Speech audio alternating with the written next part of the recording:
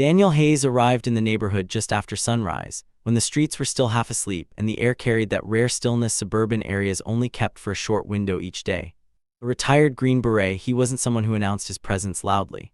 There were no moving trucks blocking the road for hours, no loud gatherings of family helping him unpack, and no rushed introductions at every doorstep. Instead, there was just him. A modest pickup truck, 2 movers, and a calm, deliberate way of placing every box as if each item had its own assigned place in a carefully planned mission. The house itself wasn't anything extravagant. It was a 2-story home with a slightly faded exterior, a small front yard, and a wooden fence that clearly needed repair in certain sections. But Daniel didn't seem bothered by any of it. In fact, he seemed to prefer it that way: simple, quiet, unremarkable. After years of military deployments, foreign terrains, and constant unpredictability, what he wanted now was stability. A place where the loudest sound at night would be the wind, not alarms or distant chaos. But peace in places like this rarely arrived without conditions. Across the street, behind a perfectly trimmed hedge and a freshly power-washed driveway, lived Linda Marsh. Linda was the kind of neighbor who knew everything happening on the street before it officially happened, not because she was informed, but because she made sure she was involved. She had lived in the HOA community for over a decade and had slowly positioned herself as one of its most vocal and influential residents. While she wasn't officially the president of the HOA board, many decisions seemed to pass through her approval first. And Linda had opinions about everything. She stood at her kitchen window that morning with a cup of coffee, watching Daniel unload his belongings. Her eyes narrowed slightly as she observed how quietly he operated. No introductions, no greetings, no attempt to blend into the community the way she believed proper residents should. "He's one of those quiet types," she muttered to herself, already forming an impression without a single conversation. To Linda, silence wasn't neutral, it was suspicious. By mid-morning, Daniel had already started walking the perimeter of his property. He carried a folder under his arm, occasionally stopping to look at markers placed along the grass. These weren't random observations. They were part of something he took seriously: property boundaries. He had learned long ago that unclear lines always led to problems. As he reached the back corner of his yard, he noticed something unusual. A small wooden stake had been placed near the edge of what his documents clearly marked as his land boundary. At first, he assumed it was leftover from previous owners or maybe a landscaping marker. But something about its placement felt off. Too fresh. Too deliberate. Daniel crouched down, studying it carefully. His instincts weren't just from military training, they were from experience. When something didn't belong, he noticed it immediately. He pulled out a folded set of documents from his folder. Property survey maps, legal descriptions, and boundary confirmations he had reviewed before purchasing the home. Everything matched. The line was clear. And that stake was not on the neighbor's side. It was inside his property. He stood up slowly, eyes scanning the neighboring yard. On the opposite side, he noticed something else: new materials stacked neatly along the fence line. Wooden panels, cement bags, tools. Construction materials. His expression didn't change much, but internally he noted the situation as something that required attention. Not conflict, just correction. By noon, the quiet of the neighborhood shifted slightly. A construction crew had arrived near Linda Marsh's property.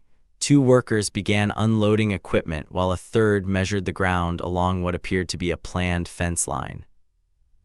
Daniel watched from his porch, arms resting casually on the railing. He didn't approach immediately. Instead, he observed. That habit never fully left him: assess first, act second. As the workers began marking posts, Daniel noticed something that tightened his focus. The marked line extended beyond where it logically should have. Straight into his yard. He closed the folder in his hands and stepped off the porch. Across the street, Linda appeared from her front door, speaking with the foreman in a confident tone. She pointed toward the ground as if giving instructions she had every right to give. The foreman nodded, seemingly unconcerned, and continued setting stakes. Daniel walked slowly toward the edge of his property, stopping just before the boundary markers. He didn't raise his voice. He didn't show anger. But his presence alone carried a kind of quiet authority that made the workers glance up more than once. Linda noticed him approaching and straightened her posture immediately. "Oh, you must be the new neighbor," she called out, her tone carrying a mix of forced friendliness and subtle control. "We're just getting the fence installed. HOA approved improvement project." Daniel paused for a moment before responding. "On my property?" he asked calmly. Linda gave a small smile, the kind people use when they think the other person is mistaken but don't want to say it directly. "Sweetheart, there's been some confusion with the old boundary lines in this area. The HOA handles these things all the time. You'll get used to it." The word sweetheart lingered in the air a second longer than it should have. Daniel didn't react to it. Instead, he looked past her at the stakes in the ground again, then back at her. "I don't think there's confusion," he said evenly. A brief silence followed. One of the workers shifted uncomfortably, glancing between them.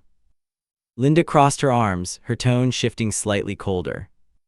"Well, unless you want to escalate this into something complicated, I'd suggest letting the HOA handle it. We're building for the neighborhood's benefit." Daniel held her gaze for a moment longer, then glanced down at the folder in his hand. He slowly opened it. And that was when everything was about to change. The morning after the first confrontation, the neighborhood looked almost unchanged on the surface. Lawns were still neatly trimmed, sprinklers still clicked on schedule, and mailboxes still stood in perfect alignment along the curb, but beneath that quiet routine, something had already shifted. Daniel Hayes noticed it immediately.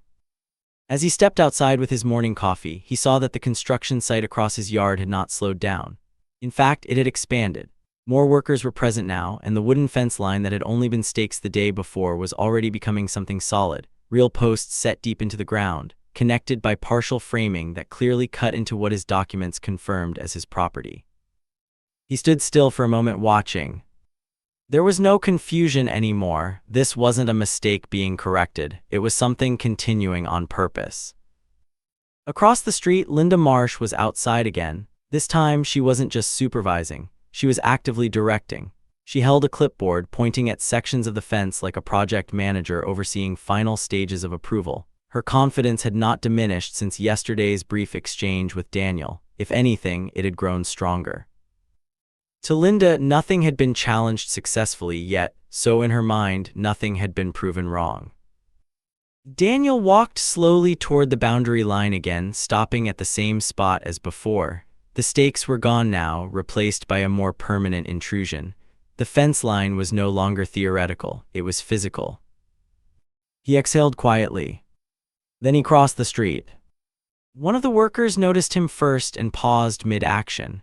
Another followed his gaze, then nudged the third. Within seconds, all three were aware of his presence, though none stopped working immediately.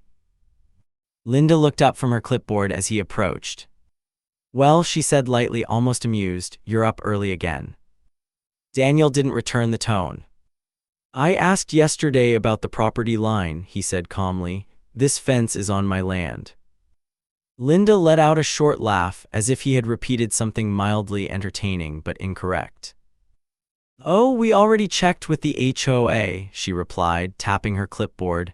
"Everything is approved. There was a minor discrepancy in the old survey maps, but it's been handled internally."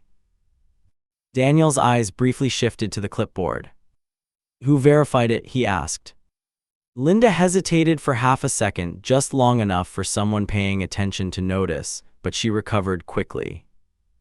"The board reviewed it," she said, "and frankly, we don't need to delay a community improvement over technicalities." The word technicalities landed differently than she intended. Daniel looked past her again at the fence. A section had already been concreted in. Once concrete sets, removal becomes significantly more complicated. That wasn't accidental. Someone understood timelines. He turned back to her. "This isn't a technicality," he said. "It's land ownership." Linda sighed, as if she were dealing with something unnecessarily tedious. Look, she said, lowering her voice slightly, I don't want this to become a neighborhood issue. You're new here. People here value cooperation. If we start challenging every HOA decision, nothing gets done. There it was again, the framing, not as a question of truth, but of compliance. Daniel didn't respond immediately. Instead, he studied the workers again. They were still building, though their pace had slowed. They were listening now. He pulled a folded document from his pocket and unfolded it. It was a property survey map, stamped, dated, and legally recorded. He held it out not toward Linda, but toward the workers so they could see it clearly. This is the official boundary, he said simply. One of the workers leaned slightly to look. Another stopped entirely. Linda's expression tightened just a fraction. That's an old document, she said quickly. We were told those records weren't updated properly during subdivision adjustments years ago. Daniel turned his head slightly toward her. You were told that by who? He asked. A pause. Not a comfortable one. Linda adjusted her grip on the clipboard. The HOA has access to updated records, she said. We don't just operate off one paper. Daniel nodded slowly, as if processing that answer. Then he looked back at the fence again. And yet, he said quietly, this fence is still inside my property line. That sentence hung in the air longer than anything else had so far. One of the workers finally lowered his tool. Ma'am, he said carefully to Linda, we were only given this layout. If there's a boundary dispute, we usually pause until it's resolved. Linda's face tightened slightly. There is no dispute, she said firmly. We already cleared this with the HOA. Daniel watched her closely now. That was the first time she had used we instead of I. A subtle shift in responsibility. He stepped back half a pace, looking at the fence line again, then at the workers, then finally at Linda. I'm going to ask once more, he said evenly. Stop construction until the boundary is verified independently. Linda's expression changed now, not into anger but into something sharper. Control slipping. That's not how this works, she said. You don't just interrupt HOA-approved work because you feel like there's an issue. Daniel didn't raise his voice. I'm not interrupting, he said. I'm notifying you that you're on my land. For a brief moment, nobody spoke. Even the street behind them felt quieter, as if the neighborhood itself had leaned in slightly. Then Linda gave a small, dismissive smile again. If you want to escalate this, she said, you can bring it up at the next HOA meeting. Until then, we proceed as planned. She turned slightly toward the workers. Continue. The workers hesitated. Daniel looked at the partially built fence again. Then at the concrete base already drying in place. And finally at Linda. He nodded once. Not in agreement, but in recognition. I understand, he said quietly. Then he stepped back onto his own property line. And for the first time, Linda felt something she hadn't expected from him at all. Not anger. Not panic. But certainty. And that certainty didn't feel like the end of the issue. It felt like the beginning of something she had just underestimated. By the third day, the situation was no longer a quiet neighborhood disagreement. It had grown into something heavier, something that couldn't be ignored, even by people who preferred not to get involved. The fence line was now visibly established. Posts were set, panels were partially installed, and the intrusion into Daniel Hayes' property was no longer theoretical. Anyone walking past could see it clearly if they paid even a little attention, but in neighborhoods like this, attention was often selective. Daniel stood at his window that morning, watching the activity outside with the same steady focus he had maintained since day one. No rushed movements, no visible frustration, just observation. Across the street, Linda Marsh was already in motion again. She had transitioned from supervising neighbor to confident authority figure in her own mind. She spoke with workers, pointed at measurements, and occasionally checked her clipboard as if it contained unquestionable truth. But something had changed since yesterday. The workers were quieter, more hesitant. They were no longer building with the same certainty. And Daniel had noticed that too. By late afternoon, the HOA meeting was called. It wasn't officially labeled as an emergency session, but the timing made it clear that enough people had started asking questions. The small community hall filled slowly, residents taking their usual seats, whispering in low tones, trying to understand why a simple fence had suddenly become the center of attention. Daniel arrived early, sitting quietly near the middle rows. He wasn't there to perform. He wasn't there to argue loudly. He had already prepared what he needed to present. Linda entered shortly after, and the atmosphere in the room shifted immediately. She walked in confidently, greeting a few people on her way to the front table where HOA board members were already seated. She didn't look stressed. In fact, she looked slightly irritated that this meeting was even necessary. To her, this was not a conflict. It was a misunderstanding that needed to be corrected. The HOA president, a middle-aged man named Robert, cleared his throat and began. "We're here to address a concern raised regarding property boundaries and ongoing construction on Marsh Lane." He glanced around the room. Specifically, the fence installation near Mr. Hayes' property. Linda raised her hand slightly before he could continue. "I'll clarify," she said smoothly. "There is no valid dispute. This was already reviewed by the board informally, and we confirmed there was an outdated survey issue in the county records." Daniel remained silent, but he watched carefully. Robert shifted slightly in his seat. "We did not vote on any official resolution," he said cautiously. Linda waved her hand. "Not everything requires a formal vote when it's a straightforward correction," she replied. "We're improving neighborhood structure. Delaying it over paperwork benefits no one." A few heads turned toward Daniel. He finally stood. The room quieted slightly, not because he demanded attention, but because something about his presence naturally drew it. "I submitted my property documents yesterday," he said calmly. He placed a folder on the table in front of the board. "These are certified survey records recorded with the county. They show the fence is built inside my property line." A murmur spread through the room. Linda exhaled sharply. "Those are the same documents I already explained," she said quickly.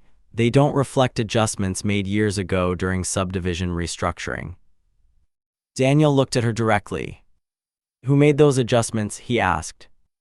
Linda paused for a fraction of a second too long again. "The HOA and prior developers," she said. "It's standard." One of the board members leaned forward.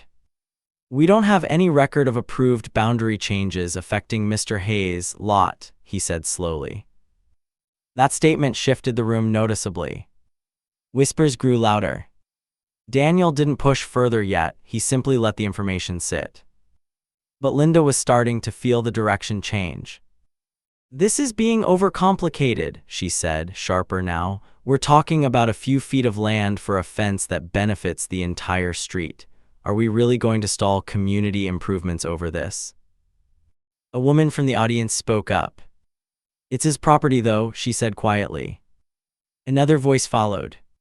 "Yeah, if the survey is correct, it shouldn't even be there." The division was forming.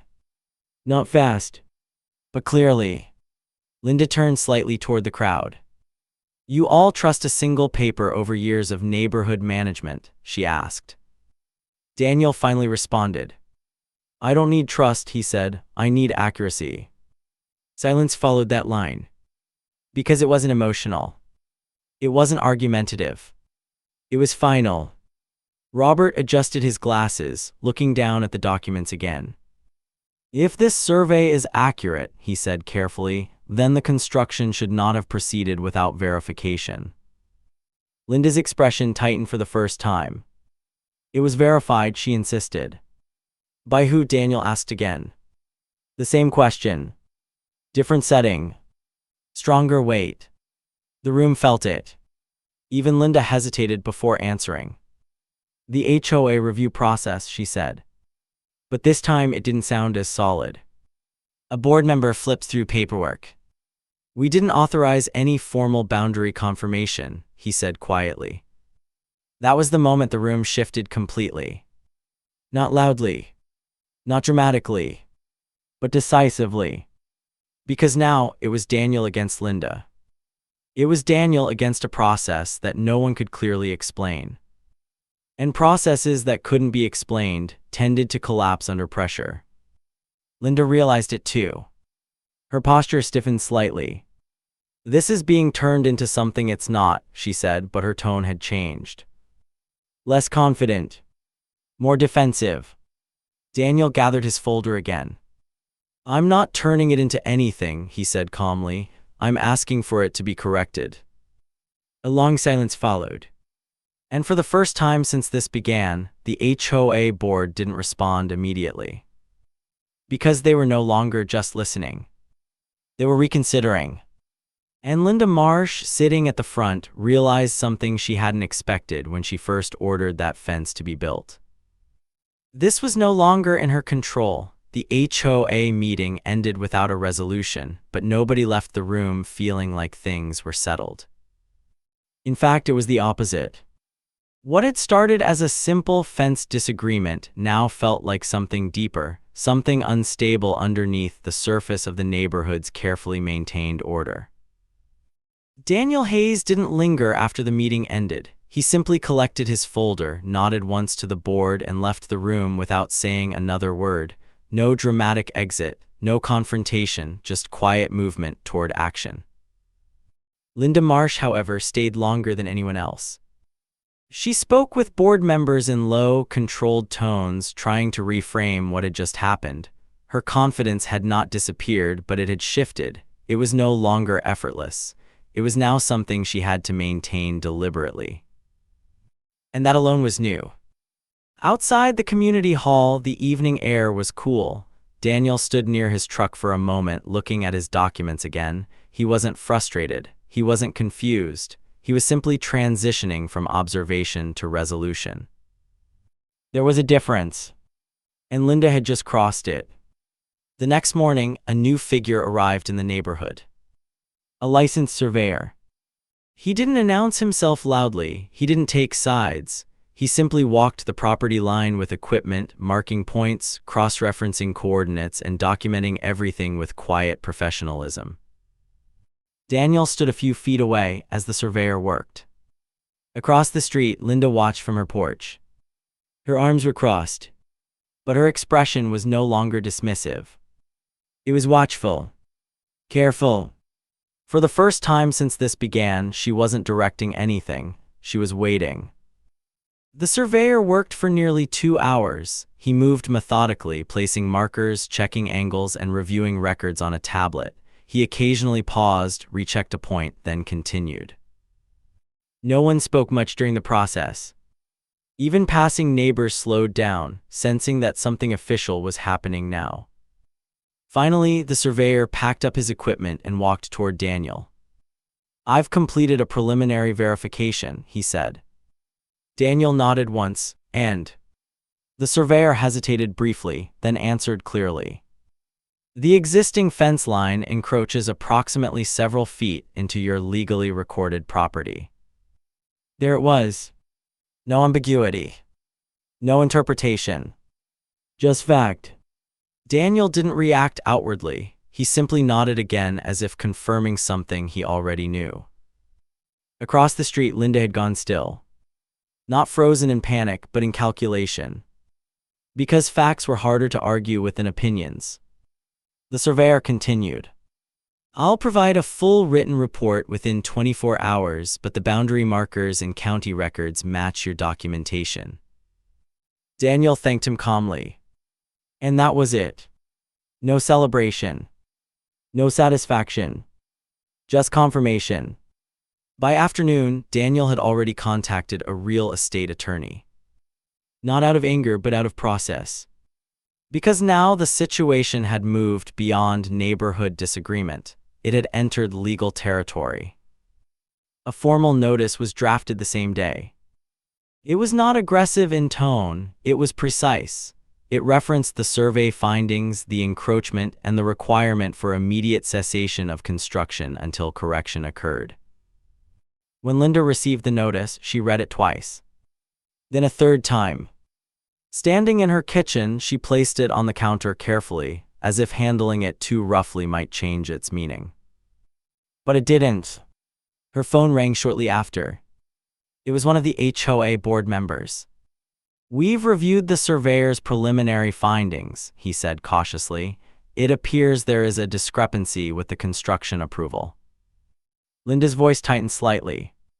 "There is no discrepancy," she replied immediately. "This is being exaggerated because one resident decided to escalate instead of cooperating." A pause on the other end. "That resident has legal documentation," the board member said carefully. That sentence landed differently. Because now it wasn't just about confidence or influence. It was about liability. By evening, activity at the fence site had slowed. The workers were still there, but they were no longer building. They were waiting for instruction that wasn't coming. Daniel stood at his porch again, watching the pause in construction. He didn't need to say anything. The change was visible without explanation. Across the street, Linda stood near her driveway, staring at the half-built fence. For the first time since this began, she wasn't directing anything at all. And that absence of control was starting to feel heavier than any argument she had won before. She replayed the HOA meeting in her mind. The surveyor's words. The documents. The silence that followed. And she realized something she hadn't expected when she first dismissed Daniel Hayes as just a new neighbor. He hadn't been reacting this entire time. He had been building a case. Quietly. Patiently. And now, step by step, it was starting to stand on its own. The neighborhood was no longer watching a disagreement. It was watching a shift. And Linda, for the first time, understood that the next move wouldn't come from her. It would come from somewhere she could no longer control. By the time the legal notice circulated through the HOA channels, the atmosphere in the neighborhood had changed completely. It wasn't loud, there were no public arguments in the street, no shouting matches across fences. Instead, it was quieter than before, but in a way that felt tense, like the calm before something finally breaks open. Daniel Hayes stayed consistent in his routine. Early morning walks along his property line, quiet review of documents on his porch, short, purposeful phone calls that always ended with him writing something down and setting it aside. There was no emotion in excess, just structure. Across the street, Linda Marsh was no longer behaving like someone in control of a situation. She was still active, still speaking to HOA members, still trying to assert her version of events, but something fundamental had shifted in how people responded to her. They didn't interrupt her anymore. They listened, but differently. As if weighing her words instead of accepting them. That change irritated her more than confrontation ever had. The HOA board called another emergency meeting. This time, the tone was different from the beginning. Robert, the HOA president, opened the meeting without the usual formal warmth. "We've received the official surveyor report and legal correspondence," he said. "We are required to address the encroachment issue regarding Mr. Hayes' property." A rustle moved through the room. Linda immediately leaned forward. "This is still being misrepresented," she said firmly. "The fence was approved based on long-standing community planning. One new report does not override years of established understanding." Daniel sat quietly at first. Then he stood again. But this time he didn't bring just documents. He brought clarity. "I asked for independent verification," he said. "It confirmed the encroachment. I then escalated through legal channels because construction continued despite that confirmation." He placed a second folder on the table. "This includes the official survey report, county property records, and the legal notice served to the HOA and construction contractor." The room was quiet again. But it wasn't uncertain anymore. It was focused. A board member flipped through the papers slowly. Another leaned in. The more they read, the less room there was for interpretation. Linda exhaled sharply. "This is being turned into a personal attack," she said, her voice tightening. "I've lived here for years, I've maintained this community, and now suddenly everything I've overseen is being questioned because one resident refuses to cooperate." Daniel turned his head slightly toward her. "That's not what's happening," he said calmly. "What's happening is verification." That word again. Verification. Not conflict. Not opinion. Verification. And it was beginning to separate truth from assumption in a way that couldn't be reversed. Later that evening, things escalated outside the meeting room. Daniel received a call from his attorney. "The HOA has acknowledged receipt of the survey report," the attorney said. "They are now formally notifying the contractor to pause all work immediately." Daniel simply nodded. "And the fence?" he asked. "It must be removed from your property boundary," the attorney replied. "Costs are the responsibility of the party who initiated the encroachment."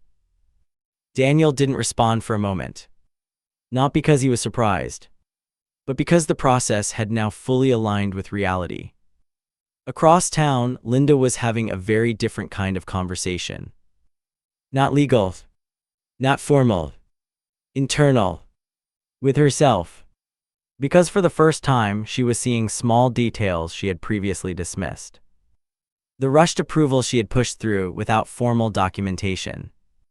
The assumption that old neighborhood understanding would be enough. The way she had interpreted silence from the HOA as agreement instead of hesitation. And most importantly, the way she had ignored Daniel's calm insistence on documentation from the very beginning. She had not been dealing with resistance. She had been dealing with certainty she refused to acknowledge. The next morning brought the turning point the neighborhood had been quietly expecting. A formal notice was issued by the HOA board. Construction on the disputed fence was to cease immediately. A boundary correction review would be conducted. And any structures found within confirmed property lines would be subject to removal. When the contractor received the notice, work stopped within the hour. Tools were packed. Materials were left exactly where they were. And the unfinished fence, once presented as a community improvement, now stood as an unresolved mistake in plain sight. Daniel stood at his porch as he watched it happen. No satisfaction. No visible reaction. Just acknowledgement that the process had reached its correct stage. Across the street, Linda remained inside her home for most of the morning. When she finally stepped outside, she didn't speak to anyone. She simply looked at the fence. At the markers. At the unfinished structure that now no longer represented authority, but error. And for the first time since Daniel had arrived, she didn't feel like she was managing the situation anymore. She felt like she was watching it move without her permission. The truth had not arrived loudly. It had not needed to. It had simply been documented, verified, and enforced. And now there was nowhere left for it to be denied. The final stage of the conflict didn't arrive with drama.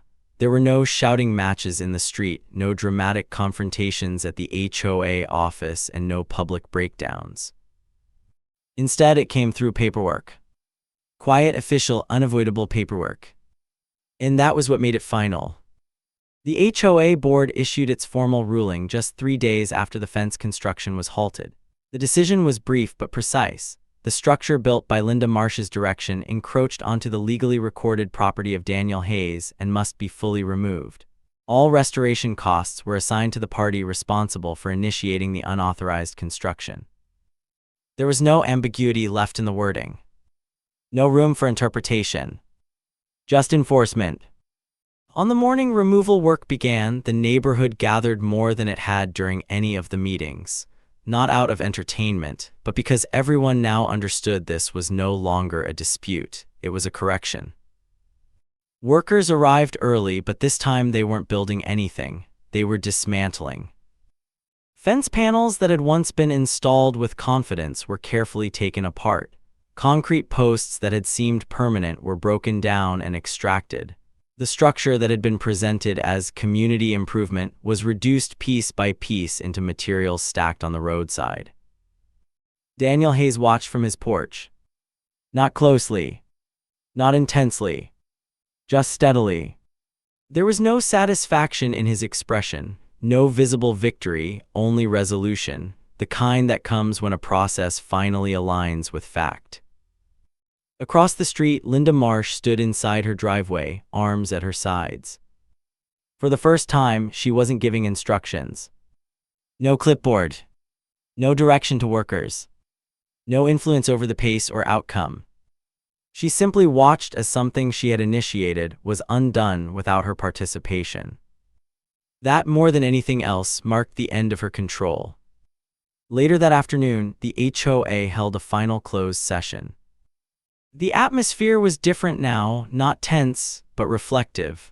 The board had already accepted the survey findings and legal enforcement. Now they were addressing something less visible but equally important. Accountability. Robert, the HOA president, spoke first. This situation highlighted a failure in our internal verification process, he said. Approvals were assumed rather than documented properly. A few members nodded quietly. He continued. We will be revising procedures to ensure that any property-related approval requires formal survey validation moving forward. No one objected. Not anymore. Because the consequences had already spoken for themselves. Outside the meeting, Daniel was approached briefly by one of the board members. We want to apologize for how long this took to resolve, the man said. Daniel paused for a moment before responding. I didn't need fast, he said. I needed correct. That was all. No speech. No lecture. Just a standard he had maintained from the beginning. That evening, the neighborhood felt different. Not louder, not quieter, just more aware. People who had previously avoided involvement now spoke in careful tones about property lines and HOA procedures. Conversations that used to be casual now carried a layer of caution. Because everyone had learned something without it being directly stated. Assumptions were not protection. An authority without verification was temporary. Linda Marsh did not attend the final cleanup meeting. She didn't speak publicly again that week. When neighbors saw her outside, she wasn't arguing or defending anything. She was simply present, less as a figure of influence and more as someone adjusting to the absence of it. The neighborhood no longer reacted to her presence the way it once did. That shift was subtle, but permanent. Daniel, meanwhile, returned to his routine. Early mornings on the porch, quiet walks along the now clear boundary of his property, occasional maintenance work around the house, nothing unusual, nothing performative. One afternoon, a neighbor who had previously stayed neutral approached him near the mailbox. Did you ever think it would take this long to get resolved? The neighbor asked. Daniel thought for a moment. No, he said honestly, but I expected it to be resolved correctly. That was the difference. Not expectation of outcome. Expectation of process. A week later, the fence area was fully restored to its original boundary. Grass was reseeded where necessary. Survey markers remained as quiet confirmation of where things actually stood. There was no ceremony. No announcement. Just correction completed. And in the quiet that followed, the neighborhood settled into something slightly different than before. The lawns were still trimmed, the mailboxes still aligned, the HOA meetings still happened. But underneath it all, something had changed permanently. People checked documents twice now. Assumptions carried less weight. And when boundaries were discussed, whether physical or social, they were no longer spoken about casually. Because everyone remembered what happened when someone did.